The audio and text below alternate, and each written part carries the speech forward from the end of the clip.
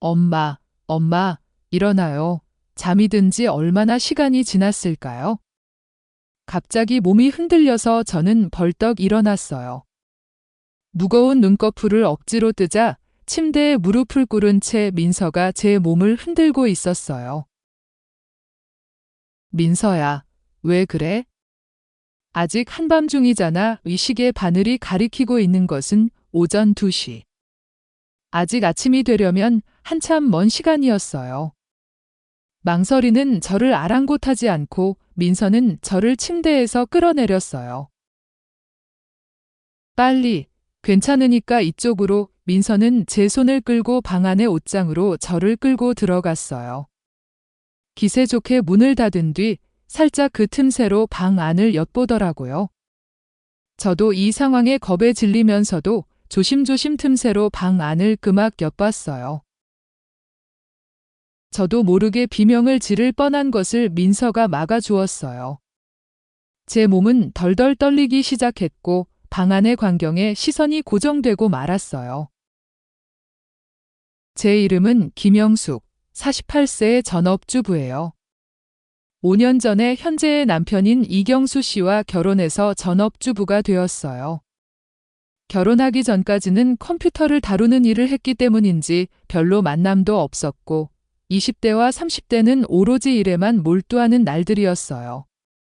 그러던 중 다른 회사에서 영업을 하던 경수 씨와 함께 일하게 된 것이 계기가 되어 교제하게 되었어요. 경수 씨는 일밖에 모르고 아무것도 몰랐던 저에게 여러 가지를 가르쳐 주었어요. 교제를 이어가던 중 경수 씨가 죽은 아내와의 사이에 딸이 하나 있다는 것을 알게 되었어요. 지금까지 남성 경험이 거의 없었던 저는 솔직히 이 사실에 망설여졌어요. 그런 저의 여러 가지 마음을 헤아려 주었는지 경수 씨는 억지로 받아들일 필요는 없다고 어디까지나 저에게 결정권이 있는 듯이 교제를 계속해 주었어요. 아무리 경수 씨가 배려해 준다고 해도 사실이 변하지 않는다는 것은 알고 있었어요. 제 마음속에서 이대로 경수 씨와 교제해도 괜찮은 걸까 하고 갈등을 계속하던 중에 실제로 경수 씨의 딸을 만나게 되었어요. 제가 경수 씨의 딸인 민서를 처음 만났을 때 그녀는 12살, 중학생의 민감한 시기였어요. 저를 처음 본 민서는 저에게 적의를 보이지도 않았고 그렇다고 호감을 품고 있는 것처럼 보이지도 않았어요. 그저 한결같이 무관심을 보였다기보다 실제로는 저 같은 건 아무래도 상관없었던 게 틀림없어요. 친어머니가 돌아가시고 아직 많은 시간이 지나지 않은 탓도 있었는지 어쨌든 민서는 저를 따르려고 하지 않았어요. 그뿐만 아니라 친아버지인 경수 씨에게도 마음을 닫고 있는 모습이었어요. 여러 가지 생각할 것이 있겠지 하고 이때에 저는 낙관적으로 생각하고 있었어요. 민서를 만난 것이 오히려 제 안에 각오를 싹트게 했는지 의붓자식이 있는 남성과의 결혼이라는 장벽은 어느새 없어져 있었어요. 내가 이 아이를 행복하게 해줘야 해라는 어설픈 결심까지 생겨날 정도였어요. 저의 그런 결심을 들은 경수 씨는 기뻐했고 저는 바로 프로포즈를 받아들이게 되었어요. 물론 그것을 받아들인 저는 정식으로 경수 씨의 아내가 되었고 민서의 의부서머니가 되었어요. 그리고 바로 저는 경수 씨와 민서가 사는 집으로 이사했어요. 예전부터 몇 번이나 방문했던 연인의 집이지만 이제부터는 이곳이 제 거처가 되는 거예요. 전처와의 사이에서 민서가 생기고 나서 바로 이 2층짜리 단독주택을 구입했다고 해요. 아주 평범한 집이지만 세 식구가 살기에는 충분히 넓은 집이라고 할 수 있었어요. 막상 살기 시작하자 머물러 갈 때는 신경 쓰이지 않았던 여러 가지 것들이 신경 쓰이기 시작했어요. 그것은 집안에 남겨진 전처의 여러 가지 흔적들이었어요. 이미 죽었다는 것은 알고 있어도 그러한 여러 가지 것들이 저를 괴롭게 했어요. 세면대 수납장 안에 그대로 남겨진 화장수들, 부부 침실에 마련된 옷장에는 많은 화장품이 남겨진 채였어요. 오컬트적인 사고방식을 가지고 있지는 않았지만 그런 전처의 흔적을 발견할 때마다 왠지 이 집에는 또 한 사람이 확실히 존재하고 있는 듯한 기분이 들어 견딜 수 없었어요. 그런 점에 대해 경수 씨도 둔감해서 저의 당혹감을 전혀 눈치채지 못하는 모습이었어요. 슬쩍 유품에 관해 이야기해봤더니 방해되면 버려도 돼라고 아무렇지도 않게 대답할 정도였어요. 경수 씨의 허락이 있었다고 해도 그런 짓을 할 수 있을 리가 없었어요. 집안 곳곳에 있는 전처의 흔적을 지우는 것은 친딸인 민서에게도 미안한 일이었어요. 저는 내심 불쾌함을 느끼면서도 전처의 물건을 가능한 한 그대로 남겨두기로 했어요. 새로운 생활이 시작되고 신경 쓰이기 시작한 것이 또 하나 있어요. 그것은 경수 씨의 저나 민서에 대한 태도였어요. 결혼하기 전까지는 저도 들떠 있어서 신경 쓰지 않았지만 아무래도 경수 씨는 민서를 성가시게 생각하는 것 같았어요. 그것이 왜인지는 모르겠지만 경수 씨의 그런 마음이 행동 곳곳에 드러나는 것은 분명했어요. 게다가 결혼 전까지는 그렇게나 다정했는데 저에 대한 태도마저 변해버렸어요. 저를 심하게 폄하하거나 매도하지는 않지만 분명히 저에 대한 열정이 식었다는 것을 알 수 있었어요. 경수 씨는 일이 힘들다면서 평일에는 거의 날짜가 바뀌고 나서야 귀가했어요. 심지어 회사에서 잔다는 날도 있을 정도였어요. 예전에는 평일에도 데이트를 하거나 집에서 민서와 함께 시간을 보내기도 했는데 결혼하자마자 귀가 시간도 달라져 버렸어요. 이런 생각은 하고 싶지 않았지만 경수 씨가 민서를 저에게 떠넘기고 있다는 것을 확실히 알 수 있었어요. 자세한 것은 모르지만 경수 씨는 전처의 존재를 그다지 좋게 생각하지 않았던 것 같아요. 그 때문에 그 딸인 민서에게까지 저기를 향하고 있는 듯 했어요. 저는 그런 민서를 떠넘기기 위한 편의적인 가정부라는 걸까요? 경수 씨는 저를 사랑하지 않는 걸까요? 저와 보내는 시간이 늘어났다고 해서 민서는 좀처럼 저에게 마음을 열어주지 않았어요. 말대꾸를 하거나 말을 듣지 않는 것은 아니지만 언제까지나 타인처럼 깍듯했어요. 확실히 새로운 어머니가 생겼다고 해서 네, 알겠습니다 하고 간단히 받아들일 수는 없겠지요. 하지만 이대로는 저에게도 민서에게도 좋지 않다는 것은 알았어요. 게다가 경수 씨의 태도도 걱정되었어요. 신혼생활을 즐길 여유도 없이 어느새 제 마음은 그런 불안으로 가득 차 버렸어요. 여러 가지 생각을 안고 있으면서도 저는 하루하루를 보내는 것에 급급했어요. 매일 아침 5시에 일어나 민서의 도시락을 만들고 민서와 경수 씨의 아침밥을 준비해서 두 사람을 배웅하고 나면 빨래나 청소. 제 점심은 전날 밤 남은 음식을 대충 먹고 장복이나 저녁 식사 준비. 그런 바쁜 매일 속에서는 머릿속의 불안과 천천히 마주할 시간도 없었어요. 과연 그것이 좋은 것인지 나쁜 것인지는 모르겠지만 이런 생활을 계속하다 보니 어느덧 5년이라는 세월이 흘러 있었어요. 민서는 18살에 고등학교 3학년이 되었고 대학 수험을 눈앞에 두고 있었어요. 그런 상황에서도 경수 씨는 민서의 일 같은 건 신경도 쓰지 않는 듯 학교 면담 등도 저에게 전부 맡겼어요. 민서는 여전히 저에게 마음을 열지 않은 듯 했지만 이전보다는 의사소통을 하는 일도 늘어난 것처럼 느껴졌어요. 도시락을 싸주면 고맙다고 말하고 먼저 나서서 집안일을 도와주는 일도 있었어요. 두 사람 사이에 오가는 말은 적었지만 저는 그것으로 충분했어요.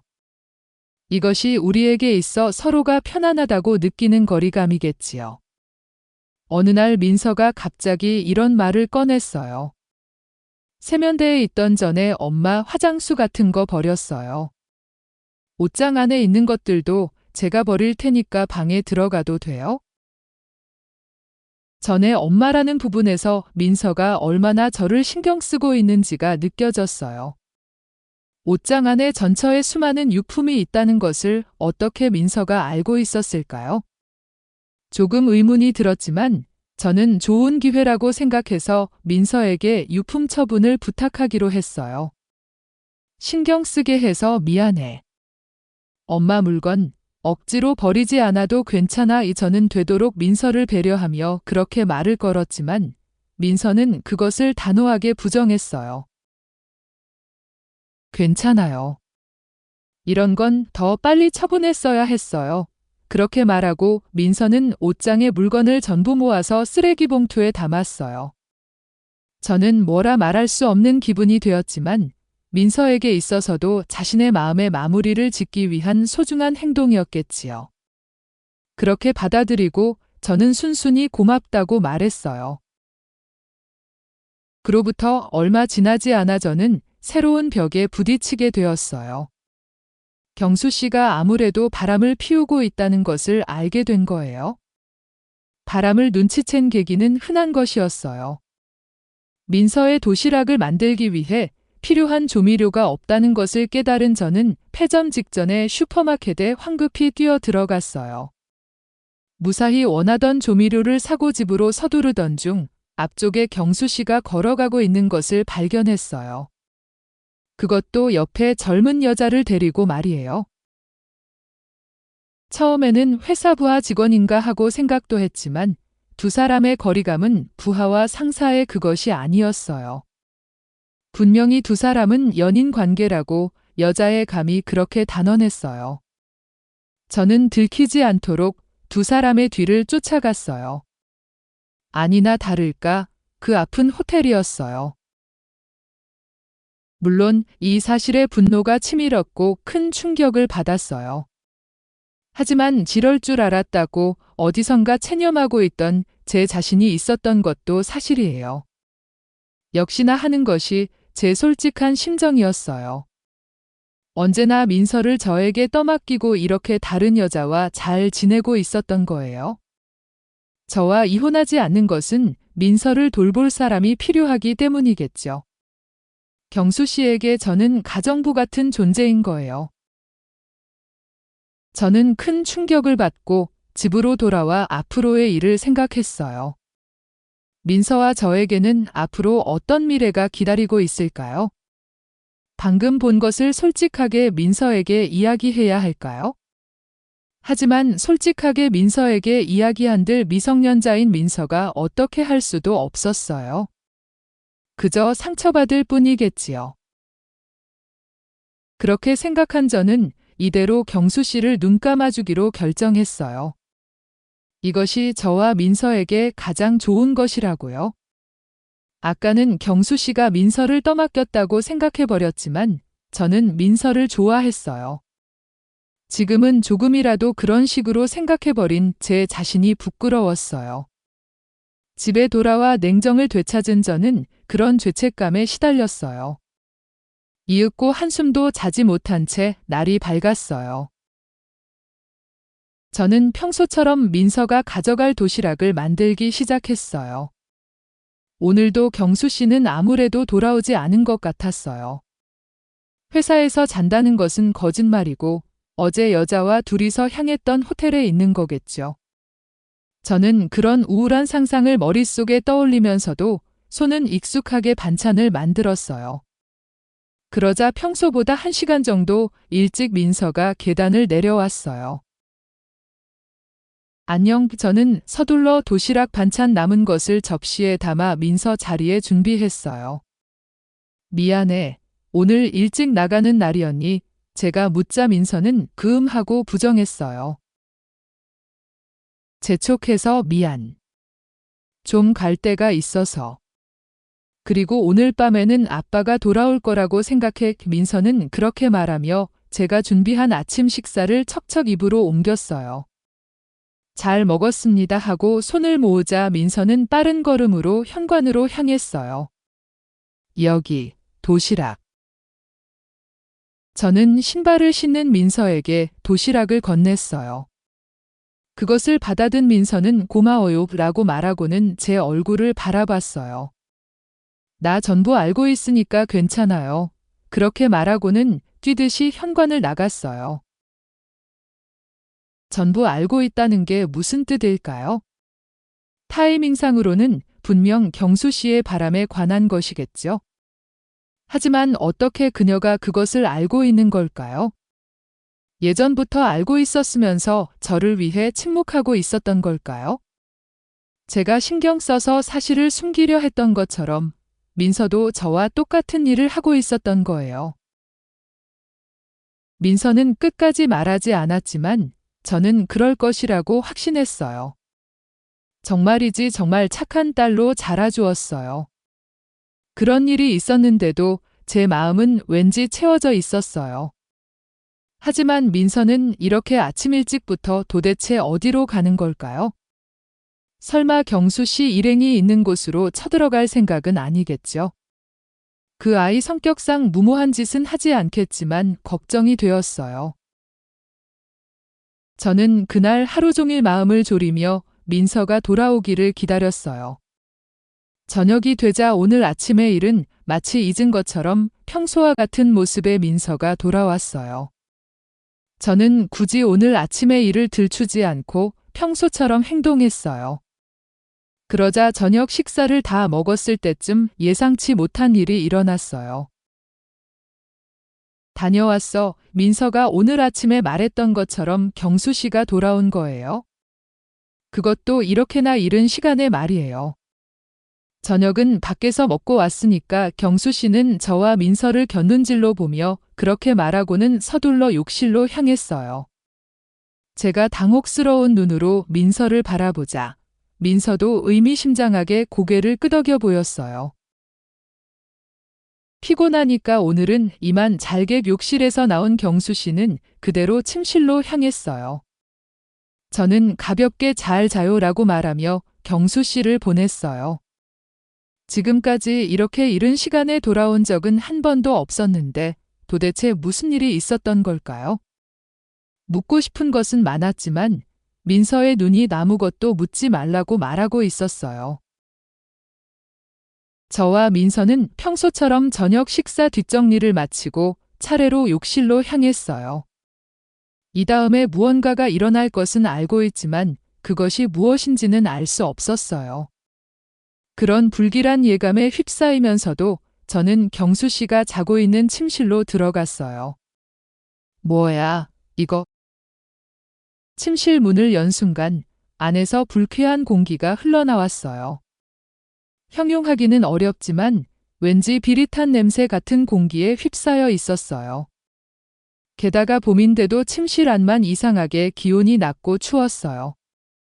이 추위는 기분 탓이 아니라 자연스럽게 제 몸이 떨리기 시작하는 것을 알 수 있었어요. 침대 위에 경수 씨에게 시선을 돌리자 경수 씨는 그런 이변을 전혀 눈치채지 못한 듯 코를 골며 자고 있었어요. 한동안 같이 자지 않았기 때문에 경수 씨의 체취가 변한 것을 눈치채지 못했던 걸까요? 같은 침대에서 자는 것에 왠지 모를 저항감을 느꼈지만 추위를 견디지 못하고 이불 속으로 파고들었어요. 불길한 분위기는 여전했지만 어찌된 일인지 이불에 들어가자 급격하게 졸음이 쏟아졌어요. 뭐지? 평소에는 잠도 잘 못 이루는 편이고 오늘은 평소보다 자는 시간도 이른데 의식을 붙들고 있기도 어려울 정도의 졸음에 휩쓸렸어요. 저는 무거워진 눈꺼풀을 거스를 수 없어 어느새 잠에 빠져들었어요. 엄마, 엄마, 일어나요. 잠이 든 지 얼마나 시간이 지났을까요? 갑자기 몸이 흔들려서 저는 벌떡 일어났어요.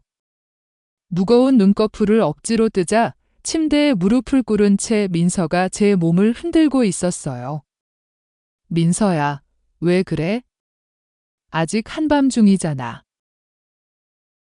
저는 상황이 이해되지 않아 잠결에 침대 옆 시계를 봤어요. 시계 바늘이 가리키고 있는 것은 오전 2시. 아직 아침이 되려면 한참 먼 시간이었어요. 망설이는 저를 아랑곳하지 않고 민서는 저를 침대에서 끌어내렸어요. 빨리, 괜찮으니까 이쪽으로. 민서는 제 손을 끌고 방 안의 옷장으로 저를 끌고 들어갔어요. 뭐가 뭔지 모르는 채 민서와 둘이서 옷장 안에 틀어박혔어요. 이렇게 늦은 시간에 제가 입을 열려고 하자 민서가 제 입을 막았어요. 옷장에 들어간 지 5분 정도 지났을 무렵 갑자기 방 안에서 소리가 들리기 시작했어요. 그것을 확인하자 민서는 살짝 옷장 문을 얇게 열고 밖을 봤어요. 방 안의 희미한 빛이 민서의 얼굴을 비추었고 그 표정을 겨우 확인할 수 있었어요. 민서는 눈을 크게 뜨고 있었고 그 얼굴에는 공포가 서려 있었어요. 겨우 정신이 들기 시작한 저는 뒤에서 살짝 민서의 어깨에 손을 얹었어요. 그러자 민서는 제정신을 차린 듯 헉 하며 저를 돌아봤어요. 그리고는 천천히 문틈 쪽을 가리켰어요. 아무래도 저에게 밖을 확인하라고 말하는 것 같았어요. 저는 민서의 심상치 않은 상태에 겁에 질리면서도 조심조심 틈새로 방 안을 엿봤어요. 저도 모르게 비명을 지를 뻔한 것을 또다시 민서가 막아주었어요. 제 몸은 덜덜 떨리기 시작했고 방 안의 광경에 시선이 고정되었어요. 틈새로 보이는 위치에는 우리가 자고 있던 침대가 있었어요.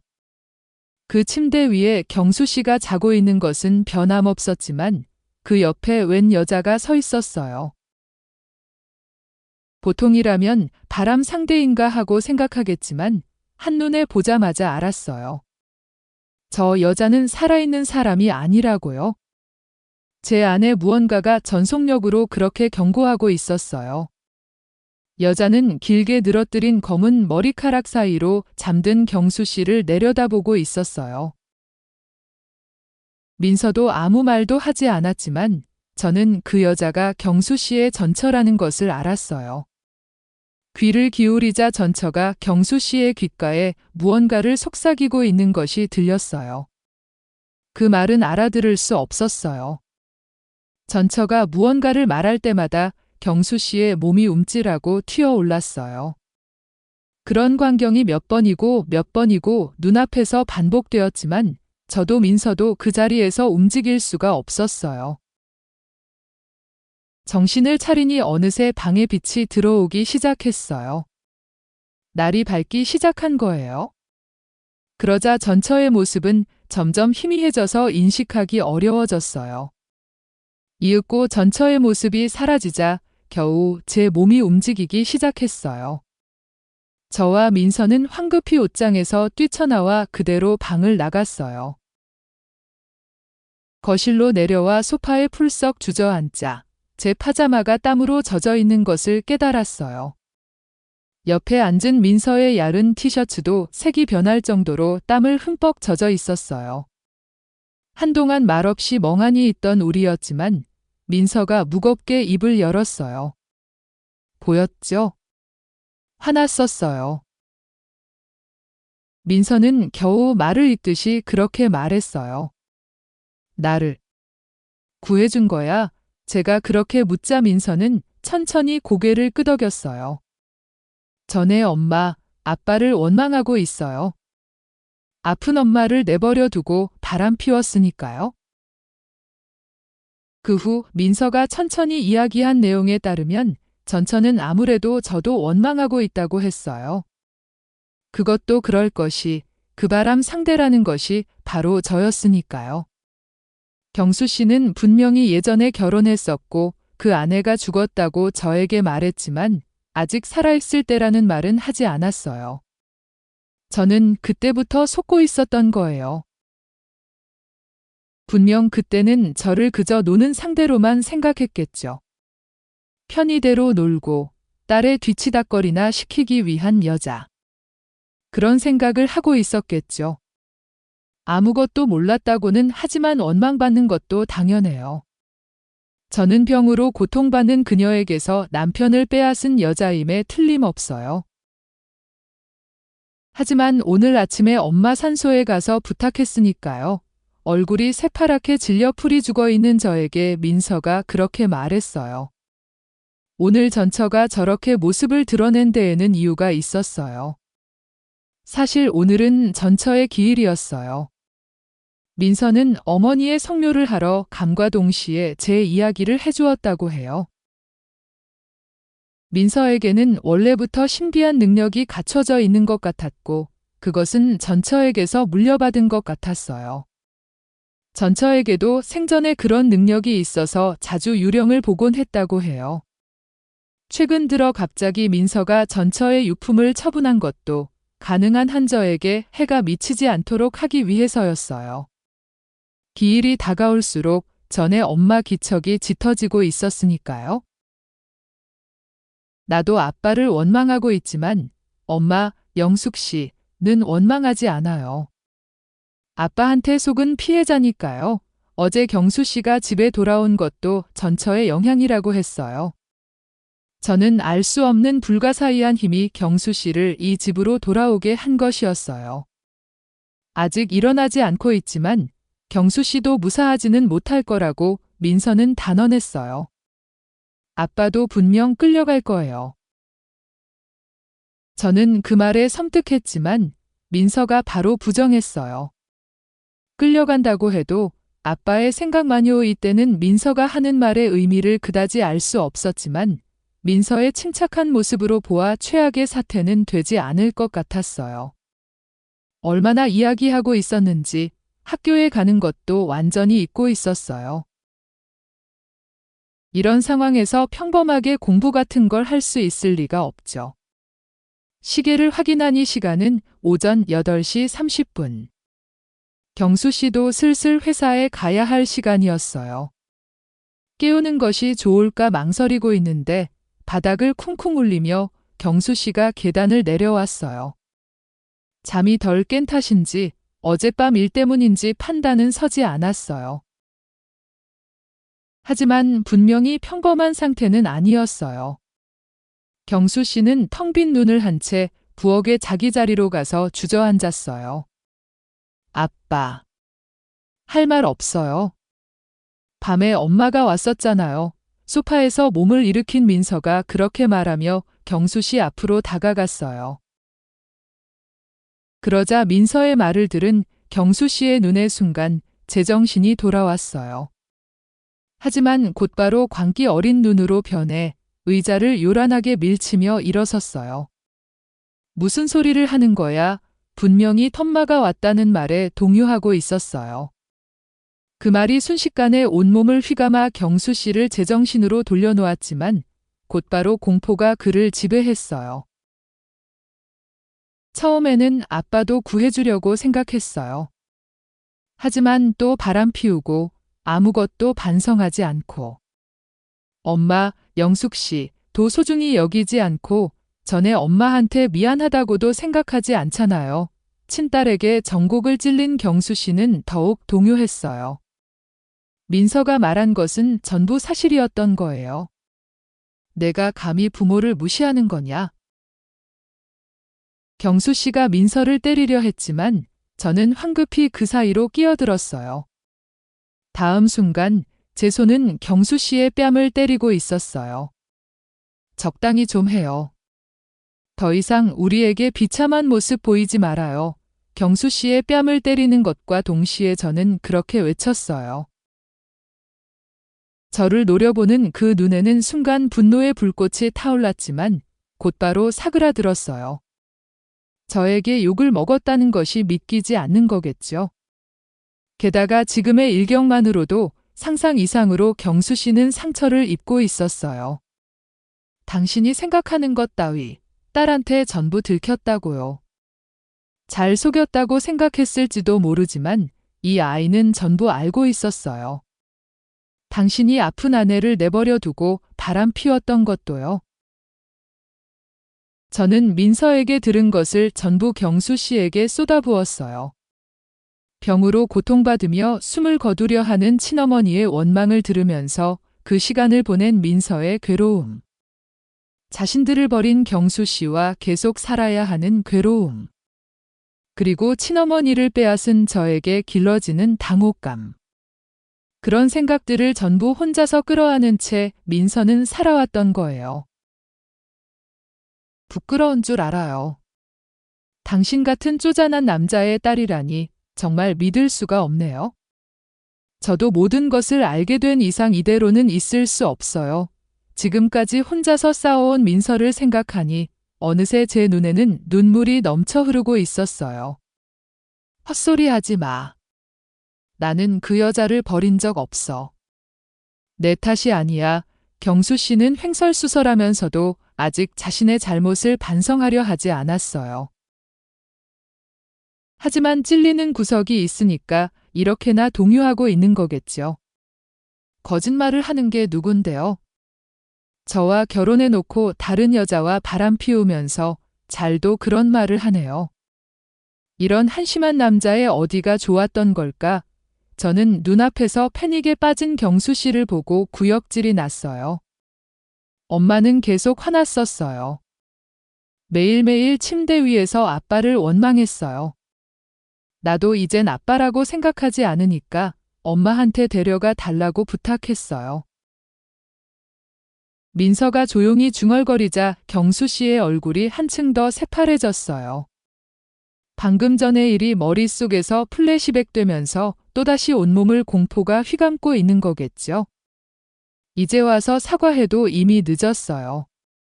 당신 바람 상대한테도 직장에도 제대로 설명해 둘 테니까. 안심하고 잘 가요.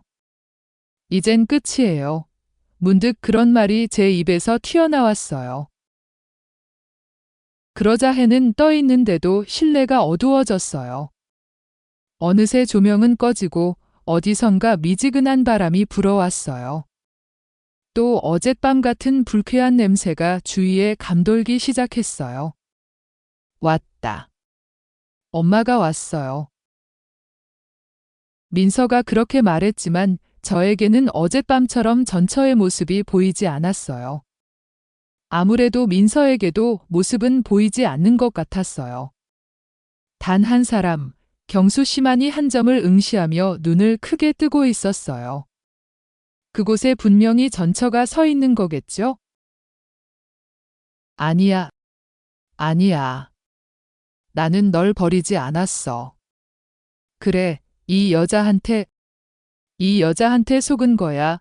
경수 씨는 허리가 풀려 그 자리에 주저앉았지만 저를 손가락질하며 외쳤어요. 제가 전처의 존재를 알면서 경수 씨와 바람을 피웠다고 말하고 싶은 거겠죠? 이런 건 전혀 사실이 아니에요. 그러니까 용서해줘. 원망하려면 이 여자를 데려가줘. 경수 씨는 아랑곳하지 않고 울부짖으며 필사적으로 보이지 않는 전처에게 호소했어요. 보니 경수 씨는 실금까지 하고 있었어요. 영숙 씨. 제발. 사랑해. 경수 씨는 한심한 목소리를 내며 저에게 매달렸어요. 저는 반사적으로 경수 씨가 뻗은 손을 뿌리쳤어요. 만지지 마. 나는 당신 같은 거 눈꽃만큼도 사랑하지 않아. 경수 씨의 필사적인 외침은 계속되었지만 그의 시선이 점점 변해갔어요. 전처와의 거리가 점점 좁혀지고 있는 거예요. 아빠, 잘 가요. 민서가 그렇게 말했나 싶던 다음 순간 방 안에 불쾌한 냄새를 동반한 돌풍이 휘몰아쳤어요. 저는 순간 눈을 감았다가 다시 떴을 때는 모든 것이 원래대로 돌아와 있었어요. 단 한 사람, 경수 씨를 제외하고는요. 방은 다시 밝아졌지만 경수 씨는 바닥에 주저앉은 채 초점 없는 눈으로 허공을 바라보고 있었어요. 입은 해벌쭉 벌어져 있었고 그 틈으로 침이 흘러내리고 있었어요. 경수 씨는 의미 없는 말을 계속 중얼거렸고 우리의 모습 같은 건 전혀 보이지 않는 듯 했어요. 아빠의 생각은 엄마가 데려간 거예요. 폐인이 되어버린 아버지를 가만히 바라보며 민서가 조용히 그렇게 말했어요. 끝난 거예요. 이제 더는 전처가 이 집에 나타나는 일은 없을 거예요. 아무것도 모르는 저였지만 그것만큼은 확실히 알 수 있었어요. 집안을 지배하던 음울한 분위기는 완전히 사라지고 어딘가 상쾌한 공기가 감돌기 시작했어요. 민서야, 고마워.